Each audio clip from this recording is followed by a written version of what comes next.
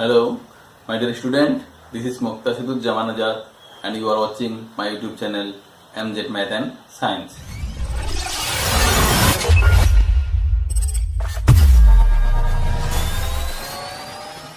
মই আজি ক্লাস 10 ৰ ষ্টুডেন্টৰ কাৰণে সাৰ্কেল চেপ্টাৰ 2 আৰু নেক্সট এক্সাৰসাইজটো লৈ আহিছো। মানে ইয়াৰ আগৰ ক্লাছটোত তোমালোকক 10.1 এক্সাৰসাইজটো ফিনিশ কৰা হৈছে।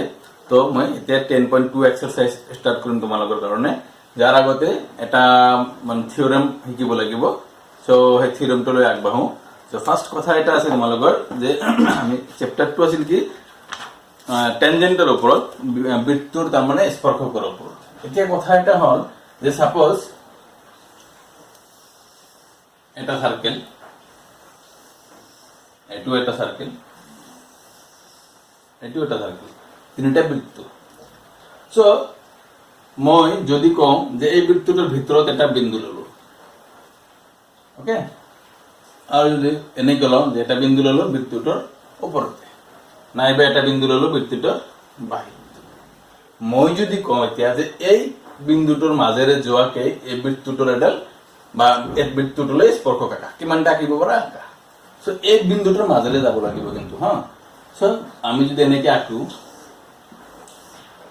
যেনেকে না আঁকা কিয় কোনো এডাল ৰেখাই এই বৃত্তটোৰ কি নহব, স্পৰ্শক নহব, কাৰণ এই বিন্দুটোৰ ভিতৰত আছে আৰু যিমান ৰেখা ইয়াৰ মাজেৰে যায় গোটেইবিলাকে কি হয় বৃত্তটোৰ ছেদক হৈ যায়, আমাৰ বৃত্তটোৰ কি নহয় স্পৰ্শক নহয়। কিন্তু এই কন্ডিশনটো চোৱা যে যদি এই বিন্দুটোৰ মাজেৰে আমি আঁকো এনেকে যোৱাকে, দেখা যায় যে আৰু এই বিন্দুৰ মাজেৰে যোৱাকে আৰু বৃত্তটোৰ কোনো স্পৰ্শক আঁকিব নোৱাৰি। এইফালে আঁকিলে এই বিন্দুৰ মাজেৰে নাযাব, এইফালে আঁকিলে নাযাব, এইফালে আঁকিলে তো ছেদকে হৈ যাব। দেখা গ'ল যে এই বিন্দুটোৰ মাজেৰে যোৱাকে বৃত্তটোৰ অনলি এডালহে স্পৰ্শক আঁকা যাব। ভালকে মনোযোগ দিয়া। যদি আৰু আঁকো ইয়াৰ ওপৰেদি আঁকিব লাগিব, কিন্তু ইয়াৰ এনেকে আঁকিলে চোৱা ইয়াতহে কাটিল, এনেকে আঁকিলে ইয়াতহে কাটিল, হে এই বিন্দুৰ মাজেৰে আৰু বেলেগ ৰেখা নাযাব। আৰু যদি আমি কি কৰো এই বাহিৰৰ বিন্দুটোৰ পৰা এই বৃত্তলৈ স্পৰ্শক আঁকো, এনেকে চিধা গ'লে তো ছেদক হৈ যাব ন। গতিকে এইফালে আঁকিব লাগিব আৰু এইফালেও আঁকিব পৰা যাব। দেখা গ'ল যে ইয়াত কাটিল আৰু ইয়াত কাটিল, স্পৰ্শক হৈছে দুটা। আৰু ইয়াৰ বাহিৰে চোৱাচোন, আৰু যেনেকে না আঁকা কিয় এই দুটাৰ বাহিৰে ইয়াৰ আৰু কোনো স্পৰ্শক আঁকা নাযাব।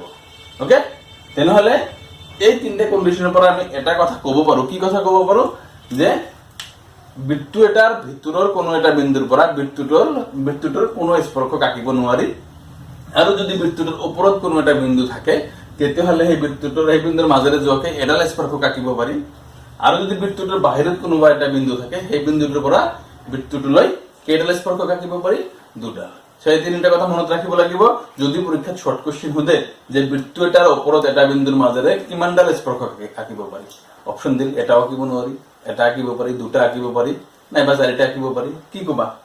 তেনেহলে বৃত্তৰ ওপৰত থাকিলে এটা, নাইবা ইয়াৰ ওপৰত শৰ্ট কোশ্চিনটো দিব পাৰে যে বৃত্তৰ বাহিৰৰ এটা বিন্দুৰ পৰা বৃত্তটোলৈ কিমান স্পৰ্শক আঁকিব পাৰি। কথা ক্লিয়াৰ হৈছে ন? তেনেহলে আমি তিনটা কথা শিকিলো। কিন্তু ইয়াত এইটোত এটা বস্তু মনত ৰাখা যে এই যে এই বিন্দুটো স্পৰ্শ বিন্দু, এই বিন্দুটো স্পৰ্শ বিন্দু আৰু বাহিৰৰ বিন্দু আছিল এইখিনি। তেনেহলে সাপোজ বাহিৰৰ বিন্দুটো পি আছিল, এই বিন্দুটো এ নাম দিলো, এইটো সাপোজ বি দিলো। সো এই পিৰ পৰা এইখিনি, তেনেহলে এইডাল স্পৰ্শকৰ দৈৰ্ঘ্য, আকৌ পিৰ পৰা এই বি লৈ এইটো স্পৰ্শকৰ দৈৰ্ঘ্য। তেনেহলে আমি স্পৰ্শকৰ দৈৰ্ঘ্য কেনেকে জুখিম? সেই বাহিৰৰ বিন্দুটোৰ পৰা স্পৰ্শ বিন্দুলৈ যিটো দৈৰ্ঘ্য হয় সেইটো হল কি আমাৰ সেই স্পৰ্শকডালৰ দৈৰ্ঘ্য। এইফালে সেইটো হ'ব, তাৰমানে পি এ আৰু পি বি হ'ব এই স্পৰ্শক দুডালৰ দৈৰ্ঘ্য। কথা ক্লিয়াৰ হৈছে? সো আমি ইয়াত ধুনীয়াকে দুটা কথা শিকিলো। এতিয়া মই যে ক'লো এটা উপপাদ্য শিকিব লাগিব, সেই উপপাদ্যলৈ আমি এতিয়া আগবাঢ়িম। সো উপপাদ্য নম্বৰ 10.2 হ'ব চাগে। সো এতিয়া তোমালোকে চোৱা উপপাদ্য নম্বৰ 10.2। সো 10.2 উপপাদ্যত কি কৈছে চোৱা, ডিসপ্লেত চোৱা তোমালোকে যে এটা বহিবিন্দুৰ পৰা বৃত্তলৈ টনা স্পৰ্শকবোৰৰ দৈৰ্ঘ্য সমান। এটা বহিবিন্দুৰ পৰা বৃত্তলৈ টনা স্পৰ্শকবোৰৰ দৈৰ্ঘ্য সমান। চোৱা, তেনেহলে মই পিকচাৰটো ড্ৰ কৰিলে বুজি পাবা যে সাপোজ ইয়াত সাইডত মই ড্ৰ কৰি আছো, এটো এটা বৃত্তটো কেন্দ্ৰ, এটি বাহিৰেৰ একটা বিন্দু, সাপোজ পি বিন্দু। এই বহিবিন্দুৰ পৰা অলপ আগতে মই শিকালো কি যে বহিবিন্দু এটাৰ পৰা বৃত্তলৈ কিমানডাল স্পৰ্শক আঁকিব পাৰি? অনলি দুটা। সো আমি সেই দুটা স্পৰ্শক ধুনীয়াকৈ আঁকিলো। বি এ এনেকে দিলে হল, এইটো হল পি বি, কেন্দ্ৰটো ও দিলো, এইটো এডাল স্পৰ্শক আৰু এইটো এডাল স্পৰ্শক। ওকে, এতিয়া উপপাদ্যত কৈছে যে এই বহিবিন্দুৰ পৰা বৃত্তটোলৈ যে স্পৰ্শক দুডাল আঁকিছো, কি কি? পি এ আৰু পি বি, ইহঁতৰ দৈৰ্ঘ্য বোলে সমান। এই কথাটো আমি প্ৰমাণ কৰি দেখাম। উপপাদ্যত কোৱা হৈছে আমি প্ৰমাণ নকৰাকে বিশ্বাস নকৰো, গতিকে আমি প্ৰমাণ কৰাৰ পিছত ধুনীয়াকে মানি লম। ঠিক আছে, যদি প্ৰমাণ কৰিব নোৱাৰি তেনেহলে মানি নলম। সো আমি লিখাটো এনেকে লিখিম যে ধৰা হল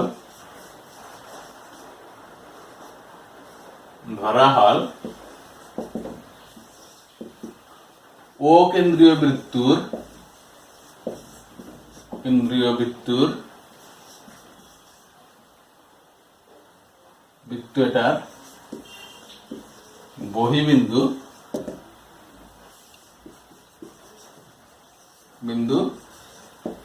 পিৰ পৰা বৃত্তটোলৈ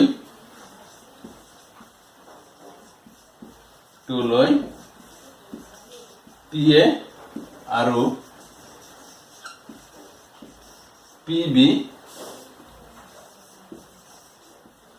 দুডাল স্পৰ্শক। ঠিক আছে, প্ৰমাণ কৰিব লাগে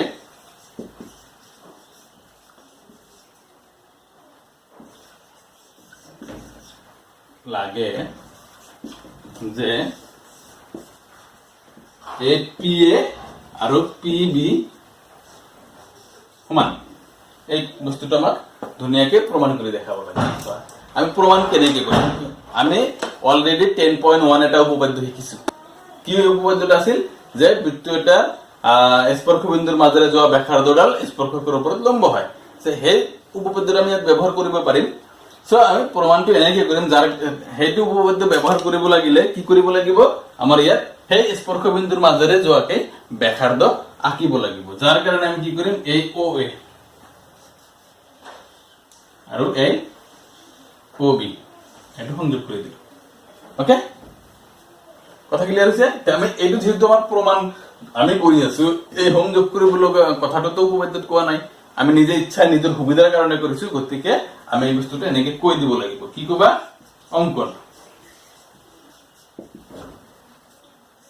অংকনত এনেকে কবা ও এ আৰু ও বি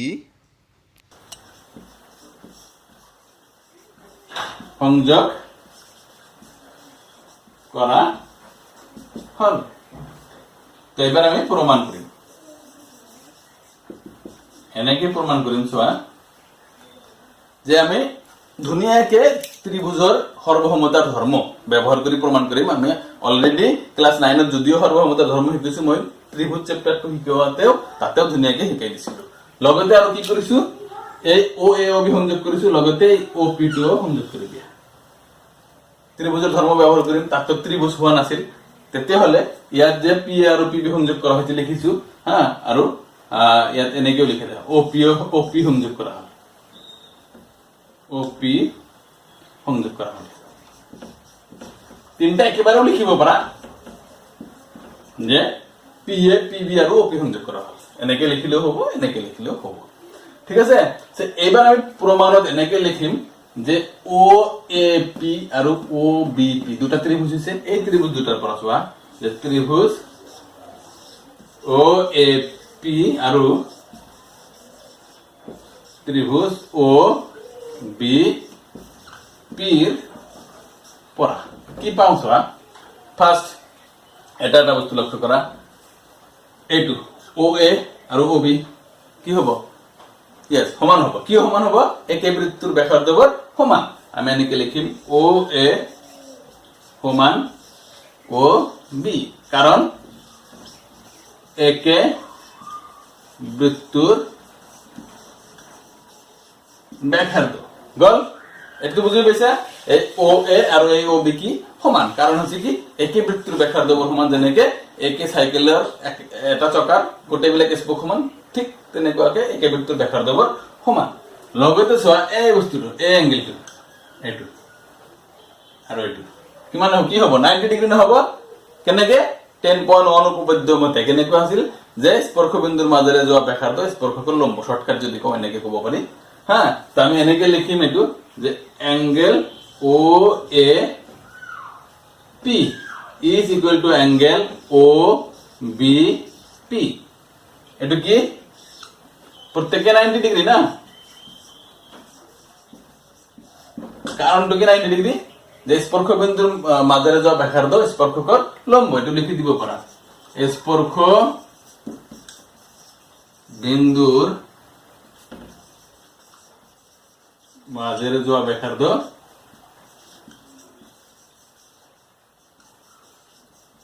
স্পৰ্শকৰ লম্ব উপপাদ্যটো তার মানে শর্টকে লিখি দিল যে প্রত্যেককে 90 ডিগ্রি হয় কিও 90 ডিগ্রি হয় স্পর্শ বিন্দুর মাঝারে যাওয়া ব্যাসার্ধডাল স্পর্শকের উপর লম্ব হয় এই কারণে এই অ্যাঙ্গেল টু 90 ডিগ্রি এই অ্যাঙ্গেল টু 90 ডিগ্রি তার বিষয়ে আরো একটা বস্তু লক্ষ্য করা এই ওপি তো এই ত্রিভুজেরও হয় এই ত্রিভুজেরও হয় দুইটারে হয় তাহলে আমি কি করব পারি যে ওপি সাধারণ বাহু তেতিয়া হলে ছয় দুইটা ত্রিভুজ কি হয়ে গেল সর্বসম হয়ে গেল কারণ যে এই ত্রিভুজটো যেহেতু 90 ডিগ্রি এই ত্রিভুজের যেহেতু 90 ডিগ্রি এই দুইটা সমকোণী ত্রিভুজ হইছে তা আমি কি জানো সমকোণী ত্রিভুজের অতিভুজ দুটা যদি সমান হয় আর যে কোনো এটা বাহু সমান হলে ত্রিভুজ দুটা কি হয় সর্বসম হয় তেনে হলে সোয়া এই ত্রিভুজটোর অতিভুজ এটু হয় এই ত্রিভুজটোর অতিভুজ এটু হয় ওপি হয় তো ওপি আর ওপি সেম সমান হল আর লগতে এই বাহু দুটা সমান সমান গতিকে কি হল আর এইচ এস অর্থাৎ এই উপপাদ্যটা কি কয় আর এইচ এস ত্রিভুজ দুটা সর্বসম অতএব ত্রিভুজ ও এ পি সর্বসম ত্রিভুজ ও বি পি এটু কি কম আর এইচ এস স্বীকার্য মতে উপপাদ্য মতে ওকে যেতিয়া এই দুটা ত্রিভুজ সর্বসম হল দুটা ত্রিভুজ সর্বসম হলে তার অনুরূপ প্রতিজোর অঙ্গ কি হয় সমান সমান হয় তাহলে এই বাহুটো আর এই বাহুটো দেখা থেকে এই বাহু দুটা কি হবে সমান সমান হবে গতিকে কি কম আমি therefore PA is equal to PB এটি তো আমার প্রমাণ কৰিব লাগে এটু কাৰণটো কেনেকে লিখিবা যে সৰ্বসম ত্ৰিভুজৰ অনুৰূপ বাহু ইংৰেজিত কোৱা হয় corresponding parts of congruent triangle so কি কম আমি CPCT corresponding parts of congruent triangle এটু লিখি দিব পারা যদি অসমীয়াত লিখে কি লিখিবা যে সর্বসম ত্ৰিভুজৰ অনুরূপ বাহু তো আমার ধুনিয়াকে প্রমাণটো হৈ গল আশা করি বুঝি পাইছে না যে আমি কি করলো এই দুটা ত্রিভুজ সর্বসম দেখালো কেনেকে আর এইচএস উপপাদ্য মতে যে যেহেতু এটু 90 ডিগ্রি হয় এটু 90 ডিগ্রি হয় এই ওপি বাহুটা দুইটারে কি হয় তোমার অতিভুজ হইছে অতিভুজ দুটা সমান আর এই বাহু আর এই বাহু সমান তেতিয়া হলে সর্বসম হৈ গল যার কারণে এই দুটা বাহু সমান সো এই কোশ্চেনটো বা উপপাদ্যটো পরীক্ষাত আহে খুব ইম্পর্টেন্ট এবার তো আর আহিবই কারণ সিলেবাস এনে কমাই দিছে গতিকে এইটো আহিবই তোমালোকে ধুনিয়াকে এইটো ভালকে মনোযোগ ৰাখিবা আৰু 3 মাৰ্কস দিয়ে এবাৰ 4 মাৰ্কসও দিছিল কেতিয়াবা কিন্তু এটা एक्चुअली 4 মাৰ্কসৰ নহয় 3 মাৰ্কসৰে হয় এবাৰ আকৌ 4 মাৰ্কস দিব পাৰে যেনে যেহেতু সিলেবাস কমাই দিছে গতিকে তোমালোকে খুব মনোযোগৰে এইটো চাবা ঠিক আছে আৰু উঠাই লোৱা ভালকে এতিয়া আমি এক্সাৰসাইজ লাগবাৰিম দুটা মান কি আছে কোশ্চেন উদাহৰণ দিয়ে আছে এক্সাম্পল দুটো পড়িয়ে দিয়ে আছে নিজে চাবা আৰু হ্যাঁ যদি নোৱাৰা কমেন্টস মোৰ হোৱাটসঅ্যাপ গ্ৰুপত কমেন্টস কৰিবা মই বুজাই দিম দিয়া ঠিক আছে তো ছাত্ৰ-ছাত্ৰী সকল এতিয়া আমি এক্সাৰসাইজ 10.2 লৈ আগবাঢ়িম সো এক্সাৰসাইজ 10.2 ৰ প্ৰথম কোশ্চেনটো তিনিটা মান কোশ্চেন মাল্টিপল চয়েস কোশ্চেন দিয়া আছে সো ফার্স্ট কোশ্চেনটো কৈছে কি কোশ্চেন 1 পঢ়িছোৱা যে এটা বিন্দু কিউৰ পৰা এটা বৃত্তৰ স্পৰ্শকডালৰ দৈৰ্ঘ্য 24 সেন্টিমিটাৰ আৰু কেন্দ্ৰৰ পৰা কিউৰ দূৰত্ব 25 সেন্টিমিটাৰ বৃত্তটোৰ ব্যাসাৰ্ধ হল তাৰ মানে এটা বৃত্ত দিয়া আছে যাৰ বাহিৰলৈ হৈছে যে বৃত্তটোৰ কেন্দ্ৰ লোৱা আগত এটা হ্যাঁ এই বৃত্তটোৰ এটা বিন্দু কিউৰ পৰা এটা বৃত্তৰ স্পৰ্শকডালৰ দৈৰ্ঘ্য 24 সেন্টিমিটাৰ তাৰ মানে ধৰা এই বিন্দুতে এটা স্পৰ্শক আছে এনেকে হ্যাঁ এটো কেন্দ্ৰ ও এই বিন্দুটো কিউ ইয়াৰ পৰা স্পৰ্শকডালৰ দৈৰ্ঘ্য সাপোজ এটো পি, এইটো হল 24 সেন্টিমিটাৰ, আৰ এই কেন্দ্ৰেৰ পৰা কিউৰ দূৰত্ব এইটো, এইটো এখানে হচ্ছে 25 সেন্টিমিটাৰ। ওকে, তেতিয়া হলে এই ব্যাসাৰ্ধটো কিমান হ'ব চোৱা, এইটো ওপি। কথাটো বুজি পাইছা না? সো আমি একেবাৰে সহজে কৰিব পাৰিম। ইয়াত সজাইতে লিখিব নালাগে, পৰীক্ষা শৰ্টকাট কৰিলে হল। ইয়াত কি হ'ব, পি কিউ 24 সেন্টিমিটার, তার পিছত ও কিউ 25 সেন্টিমিটার, কিউ লব লাগে আমার ও পি ইকুয়াল টু 4, হয় না? সো ও ট্রায়াঙ্গেল কি আছে O P Q, OP Q সমকোণী ত্রিভুজের পৰা, যেহেতু এটো সমকোণী হ'ব, কি হ'ব মই কৈ আছো পৰা, এটো স্পৰ্শবিন্দু আৰ এটো ব্যাসাৰ্ধ, স্পৰ্শবিন্দুৰ মাঝে যোৱা ব্যাসাৰ্ধ স্পৰ্শকৰ কি হয় লম্ব। তেনেহলে এটো যেহেতু সমকোণী ত্ৰিভুজ হৈছে, এই 90 ডিগ্ৰি কোণৰ সন্মুখৰ বাহু ও কিউটো হৈছে অতিভুজ। সো অতিভুজ স্কয়ার ইকুয়াল টু ভূমি স্কয়ার প্লাস লম্ব স্কয়ার, আমি জানো এটো, হয় না? তেনেহলে আমি এটো এনেকে লিখিব পাৰো না নাই, OP square plus PQ square is equal two OQ square, তার মানে অতিভুজ স্কয়ার ইকুয়াল টু ভূমি স্কয়ার প্লাস লম্ব স্কয়ার। সো OP এর মান তো আমাকে লব লাগে, প্লাস PQ দিয়েছে 24 square is equal two 25 square. So OP square is equal two 25 K square করলে কি মান হয় 625, মাইনাস 24 কে স্কয়ার করলে কি মান হয় 576। তেনেহলে সোয়া OP is equal to square টু ফেলে গেলে রুট হবে, এর উপর একটু মাইনাস করলে 15 পর 6 গেলে 9 থাকলে 11 পর 7 গেলে 4 হয়ে গেল, তার মানে 7। OP কি মান হল 7 সেন্টিমিটার। এর অপশনটো কোনটো 7 দিয়া আছে, এ নাম্বার অপশনটো 7 সেন্টিমিটার দিয়া আছে, এইটোৱে কি মান হ'ব, কি হ'ব ৰাইট হ'ব। তাহলে এই অপশনটো কাৰেক্ট। তাহলে বৃত্তটোৰ ব্যাসার্ধ কি মান হল, ব্যাসার্ধ তোলাব দিছে না, না ব্যাসার্ধ হল 7 সেন্টিমিটার। ওকে, এতিয়া আমি নেক্সট কোশ্চেন লৈ আগবাঢ়িম। এইটো বুজি পাইছা নিশ্চয়, সহজ একেবাৰে, উঠাব নালাগে, এনে ৰাপ কৰিবই পাৰিবা, যদি উঠোৱা উঠাই ললে হ'ল। সো এবার কোশ্চেন নাম্বার 2 লৈ আগবাঢ়ো। মই চিত্রটা অলরেডি আঁকি থৈ দিছো, চিত্র দিয়ে আছে ইয়াত। তাৰ মানে কৈছে যে চিত্ৰত যদি ও কেন্দ্ৰযুক্ত এটা বৃত্তৰ টিপি আৰু টিকিউ দুডাল স্পৰ্শক, যাতে এঙ্গেল POQ 110 ডিগ্ৰি, তেন্তে PTQ লোৱা এঙ্গেল PTQ। সো এইটো এটা চিত্ৰ দিয়া আছে বৃত্ত যাৰ কেন্দ্ৰ ও, ইয়াত এই টিপি এইটো এটা এডাল স্পৰ্শক আৰু এই টিকিউ এডাল স্পৰ্শক, আৰু এই দুটা সংযোগ কৰি দিছে, আৰু যাতে কি হয় এঙ্গেল POQ 110 ডিগ্রি হয়, সেই হিসাবে স্পর্শক দুটা দিয়া আছে। তেতিয়া হলে আমাক কি ওলাব লাগে, PTQ ওলাব লাগে। এই এঙ্গেলটো কিমান হ'ব, মুখে মুখে করা যাব, মই দেখাই আছো।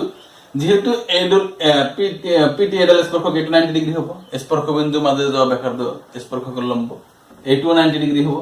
এতিয়া ভালকে মনোযোগ দিয়া, POQ আৰু T এটি, তাৰ মানে TPOQ এইটো এডাল চতুৰ্ভুজ হৈছে নহয়, এইটো যদি চতুৰ্ভুজ হৈছে, চতুৰ্ভুজটাৰ চাৰিওটা কোণৰ সমষ্টি কিমান ডিগ্রি হয়, ইয়েস 360 ডিগ্রি। 360 ডিগ্রি হলে কি কিমান হ'ব, যে এই angle plus angle plus angle plus angle, এই তিনটা মিলি কিমান, চাৰিটা মিলি কিমান হ'ব 360 ডিগ্ৰি। তাৰ ভিতৰত চোৱা এইটো 90, এইটো 90, এই দুটা মিলি কিমান হল 90 90 কিমান হল 180 ডিগ্রি। 180 ডিগ্রি হৈ গ'ল এই দুটা, তেনেহলে এই দুটা মিলি কিমান হ'ব 180 হ'ব, 180 180 360, এই দুটা মিলি যদি 180 হৈ যায়, তেনেহলে এই দুটা মিলিও কিমান হ'ব লাগিব 180 হ'ব লাগিব। তার ভিতৰত এইটো দিয়া আছে 110, তেনেহলে এইটো কিমান হ'ব লাগিব, ইয়েস 70 ডিগ্রি। তেনেহলে এইটো অপশনটো কিমান হ'ব, option B, number 2 option B 70 degree, এইটো কারেক্ট অপশন।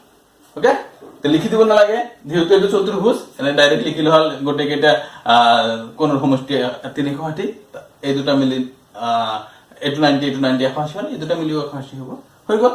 তাৰ মানে এইটো 70 ডিগ্ৰি অপশন হৈ গ'ল। তাৰ পিছত নাম্বার 3 টো কি কৈছে, 3 টোত কৈছে যে যদি এটা বিন্দু পিৰ পৰা ও কেন্দ্ৰযুক্ত এটা বৃত্তৰ PA আৰু PB স্পৰ্শক কেইটাৰে পৰস্পৰ 80 ডিগ্ৰি কোণ ঢালি থাকে, তেন্তে এঙ্গেল POA উলিওৱা। তাৰ মানে এটা চিত্র মই আঁকি আছো, ইয়াতে আকৌ দিয়া যে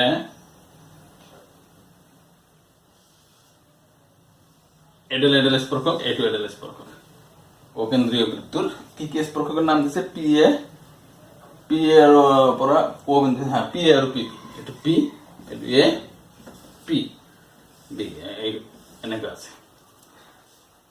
আৰু এই স্পৰ্শক দুডালৰ মাজৰ কোণটো এইটো হল 80 ডিগ্ৰী। ওকে, তেতিয়াহ'লে আমাক কৈছে যে কোন হালে তেন্তে এঙ্গেল পি ও এ উলিওৱা। পি ও এ এঙ্গেল হোৱাই নাই, এইটো সংযোগ কৰিলে পি ও এঙ্গেল হ'ব। তাৰ মানে কি কৈছে যে ও কেন্দ্ৰীয় বৃত্তলৈ পি বিন্দুৰ পৰা দুডাল স্পৰ্শক হল পি এ আৰু পি বি, আৰু এই কি দুডাল তোমাৰ স্পৰ্শক দুডাল পৰস্পৰ 80 ডিগ্ৰী কোণত হালি আছে। তেতিয়াহ'লে কি কৰিব লাগিব? ওলাব লাগে এঙ্গেল পি ও এ, এই কোণটো, তাৰমানে এই কোণটোৰ ভ্যালু আমাক ওলাব লাগে। এইটো কিমান মুখে মুখে ওলাই যাব, মই বুজাই দি আছো। চোৱা এই গোটেইখিনি কিমান ডিগ্ৰী? 80 ডিগ্ৰী। অলপ আগতে সেই আগৰ চিত্ৰটোত পৰিলো যে এই গোটেইখিনি কোণ আৰু এই গোটেইখিনি কোণ মিলি কিমান ডিগ্ৰী হ'ব? 180 ডিগ্ৰী। তেনেহ'লে তাৰ ভিতৰত এই গোটেইখিনি হল 80, তেনেহ'লে এই গোটেইখিনি কিমান হ'ব লাগিব? 100 ডিগ্ৰী।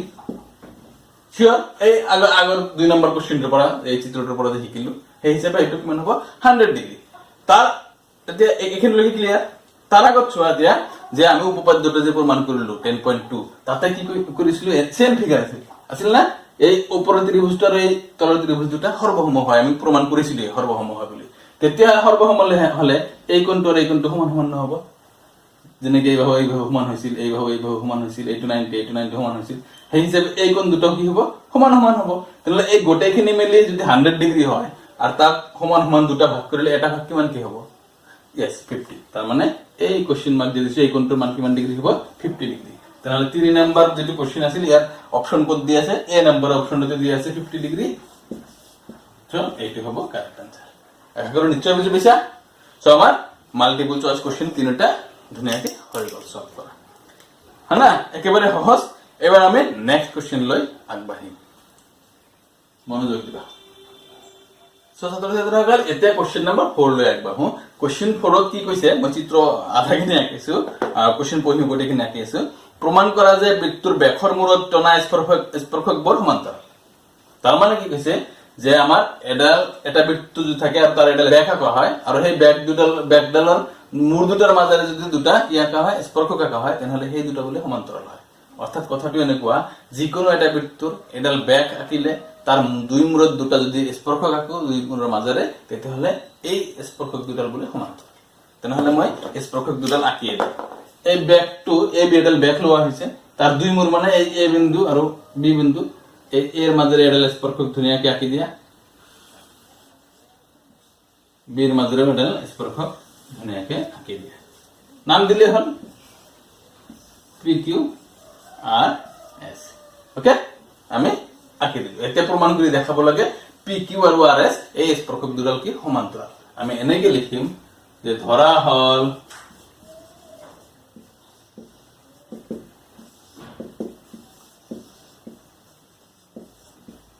অকেন্দ্ৰীয় বৃত্তুৰ এ বি বেকৰ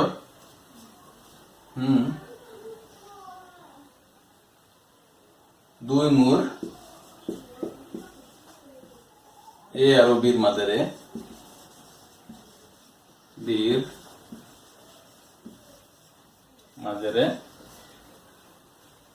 ক্ৰমে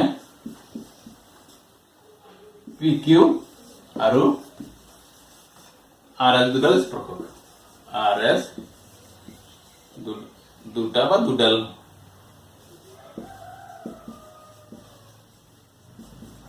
স্পৰ্শক। ওকে, প্ৰমাণ কৰিব লাগে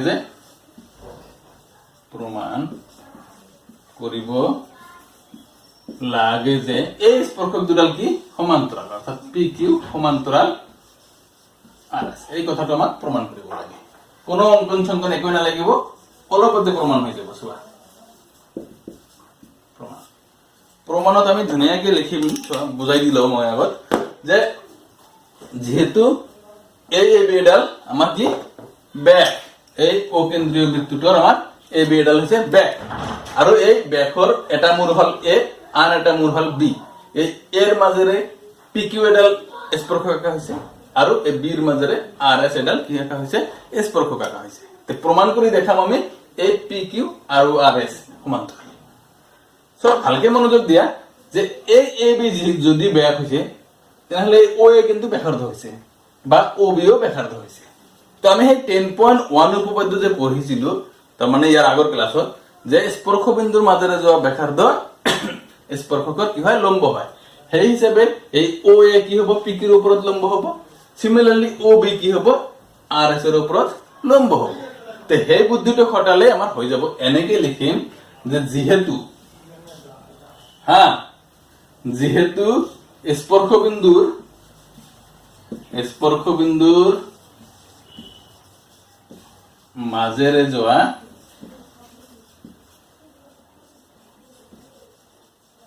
ব্যাসাৰ্ধ স্পৰ্শকৰ লম্ব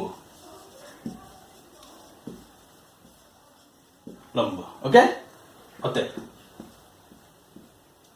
কি হ'ব O A perpendicular on P Q আৰু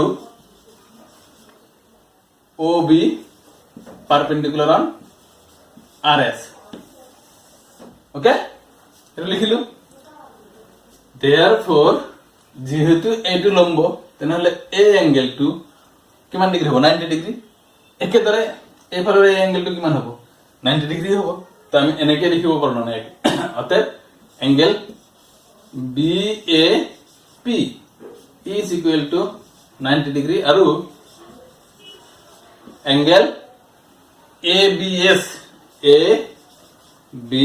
is also equal to 90 degree প্রত্যেকে লম্ব এই কারণটো গতিকে এই ও এ যেহেতু লম্ব গতিকে অ্যাঙ্গেলটো 90 ডিগ্রি যেহেতু ও বি এর উপর লম্ব গতিকে এইটো কি হ'ব 90 ডিগ্রি হ'ব এই দুটো কথাৰ পৰা আমি এনেকে লিখিব পাৰো না angle BAP is equal to angle ABS লিখিব পাৰো না নাই চোৱাচোন এইটো 90 ডিগ্ৰি হয় এইটো 90 ডিগ্ৰি হয় তেতিয়াহলে সমান কিন্তু চোৱা এই কোণ দুটা কেনেকে গঠন হৈছে যে PQ আৰু RS দুডাল ৰেখা আছে স্পৰ্শকৰ কথা বাদ দিয়া এতিয়া এই ৰেখা দুডাল দুটাকে এই ABS ছেদ কৰিছে না ইয়াত কাটছে ছেদ কৰাৰ ফলত চোৱা এই দুডাল কি হৈছে একান্তৰ অন্তকোণ হৈছে না একান্তৰ অন্তকোণ হৈছে এই ক্লাস 9 ত পঢ়াৰ দৰে যে দুডাল ৰেখা যদি একে সমতলত থাকে আৰু আন এডাল তীৰযোগে যদি দুয়োটাকে ছেদ কৰে আৰু উৎপন্ন হোৱা যিকোনো এজৰ একান্তৰ অন্তকোণ যদি সমান সমান হয় তেতিয়াহলে ৰেখা দুডাল কি হ'ব সমান্তৰাল হয় না মনত আছে না আমি এনেকে লিখিম কিন্তু ইহত একান্তৰ অন্তকোণ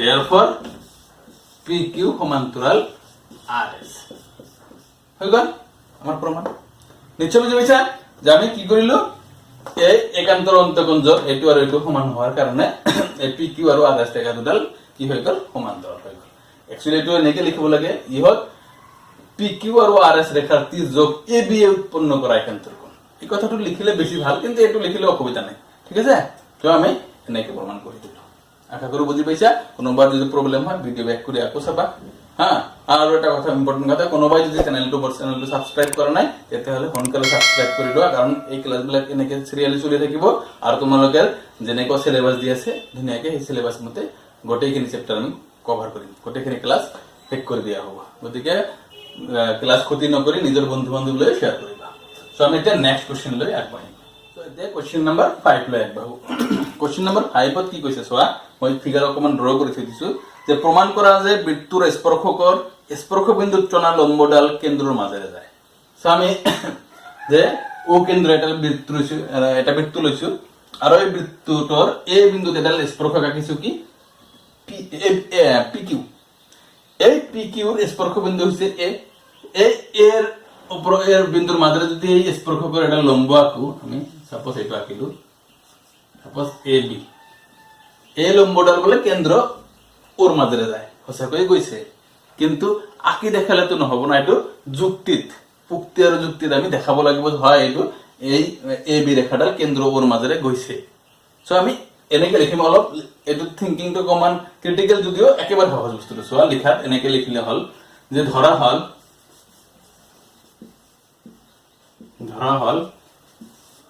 ও কেন্দ্ৰীয় বৃত্তৰ বৃত্তুৰ স্পৰ্শবিন্দু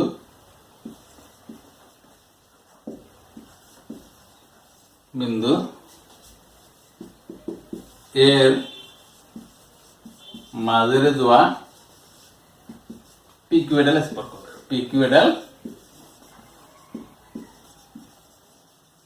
স্পৰ্শক আৰু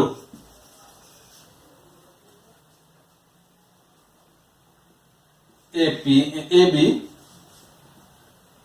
পাৰপেন্ডিকুলাৰ অন PQ প্ৰমাণ কৰিব লাগে যে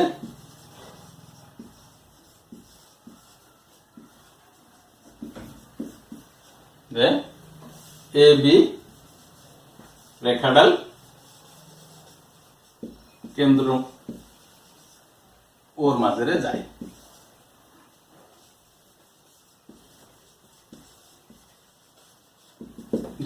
ওকে, একো কনস্ট্ৰাকশন কৰিব নালাগে, আমি ধুনীয়াকে প্ৰমাণ কৰিম, এনে প্ৰমাণ হ'ব। চোৱা যে আমি কথাটো হসাই লম্বাকাৰ লগে লগে আকতে দেখা গৈছে এইটো ওৰ মাজেৰে গৈছে, তেনেহ'লে আমি প্ৰমাণটো কৰিম কেনেকে? প্ৰমাণটো চোৱা এনেকে লিখিম যে যদি ধৰা হল, যদি সম্ভৱ আমি ধৰি লম যে এই AB ৰেখাডাল কেন্দ্ৰ ওৰ মাজেৰে যোৱা নাই, হসাই গৈছে কিন্তু আমি জোৰ কৰে ধৰি ললো কেন্দ্ৰ ওৰ মাজেৰে যোৱা নাই। চাও কি হয় যে যদি সম্ভৱ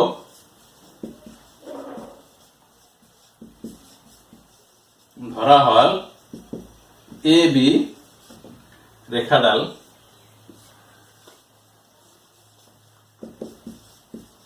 কেন্দ্ৰ ওৰ মাজেৰে যোৱা নাই, মাজেৰে যোৱা নাই আৰু হে যোৱা নাই। ওকে, আৰু হে যোৱা নাই আৰু হে কি কৰি দিলে, যেহেতু এইটো ওৰ মাজেৰে যোৱা নাই, যদিও চিত্ৰত আমি দেখা পাইছো গৈছে, ভাবিলো যে সাইডেদি গৈছে, তেনেহলে ওটো খালি আছে, ওর মাজেৰে কোনো ৰেখাই যোৱা নাই, সেইকাৰণে আমি কি কৰি দিলো এই ওৰ ও আৰু এ এনেকে সংযোগ কৰি দিলো। ঠিক আছে, হে ও এ সংযোগ করা হল, ও এ সংযোগ করা হল। ওকে, ও এ সংযোগ করা হল। লক্ষ্য করা এতিয়া যেতিয়া আমি ও এ সংযোগ কৰি দিলো, কি হল সেইটো ও এ সংযোগ কৰাৰ লগে লগে ও এডাল ব্যাসাৰ্ধ হল, আৰু ব্যাসাৰ্ধটো এনেকুৱা হল যিটো স্পৰ্শ বিন্দুৰ মাজেৰে গৈছে, যেহেতু এই আছিল স্পৰ্শ বিন্দু, সেই হিচাপে আমি 10.1 উপপাদ্য মতে কি জানো যে স্পর্শ বিন্দুর মাজেৰে যোৱা ব্যাসাৰ্ধডাল স্পৰ্শকৰ ওপৰত কি হয়, লম্ব। আকৌ যেহেতু এটা অকমান ভাষাই লিখিব লাগে, যেহেতু স্পর্শ বিন্দুর মাজেৰে যোৱা স্পৰ্শ বিন্দুৰ মাজেৰে যোৱা ব্যাসাৰ্ধ স্পৰ্শকৰ লম্ব। দেয়াৰপৰ কি হব, ও এ ইজ পাৰপেন্ডিকুলাৰ অন PQ, তেতিয়াহলে কি হব, ও এ PQৰ ওপৰত কি হব, লম্ব হব। কিন্তু অলপ আগতে আমাৰ কোশ্চেনতে কোৱা আছিল যে AB আমি PQৰ ওপৰত লম্ব আঁকিছিলো, কেনেকে যে AB লম্বটো এই PQৰ এ বিন্দুৰ মানে PQৰ ওপৰত যেটো স্পৰ্শ বিন্দু এৰ মাজেৰে যোৱা লম্ব আছিল।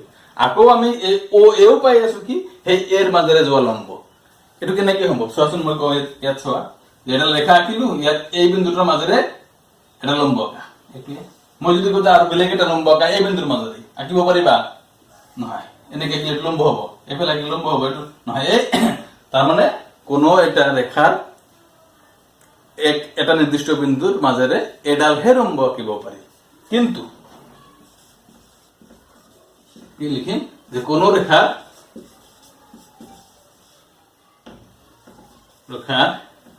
এটা বিন্দুৰ মাজেৰে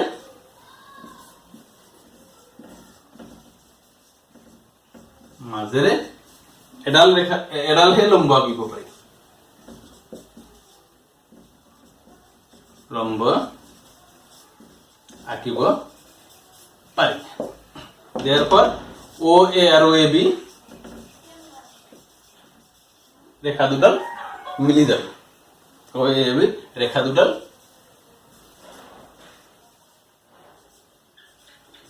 মিলি যাব। তাৰমানে এটাই লম্ব হব, ও এও সেই লম্বটোৱে এ বিটোৱে সেই লম্ব, তাৰমানে ইহত কি হব লাগিব, এডাল ৰেখাই হব লাগিব, নহলে কথাটো মিছা হৈ যাব যে একেৰ এডাল ৰেখাৰ এটা নিৰ্দিষ্ট বিন্দুৰ মাজেৰে এটাতকৈ বেছি লম্ব আমি আঁকিব নোৱাৰে তেনেহলে আমি ইয়াৰ পৰা কি ক'ব পাৰো যে এ বি ৰেখাডাল কেন্দ্ৰ ওৰ মাজেৰে গৈছে অৰ্থাৎ এ বি ৰেখাডাল কেন্দ্ৰ ওৰ মাজেৰে গৈছে মোৰ জায়গায় নহল ইয়াতে লিখি দিছো যে অৰ্থাৎ এ বি ৰেখাডাল কেন্দ্ৰ ওৰ মাজেৰে গৈছে বা যায় তো হৈ গ'ল প্ৰমাণ একেবাৰে সহজ তো ধুনীয়াকৈ উঠাই লোৱা লেংগুৱেজ যেন লাগিছে ন তথাপিও একেবাৰে সহজ খালি অলপ টেকনিক্যালি কথাটো ক'ব লাগে সাধাৰণ জ্ঞানৰ পৰা আমি এইটো প্ৰমাণ কৰিলো হ'ব সো আশা কৰো তোমালোকে ভালকৈ মোৰ ক্লাছবিলাক ভাল পাই আছা তেতিয়াহলে নিশ্চয় চেনেলটো সাবস্ক্ৰাইব কৰি ল'বা নিজৰ বন্ধু বান্ধৱীলৈ শেয়াৰ কৰিবা আৰু লাইকটো কৰিবা আৰু ভাল পালে এটা কমেন্টছো কৰিব পাৰা সো নো মোৰ টুডে থ্যাঙ্কস ফৰ ওয়াচিং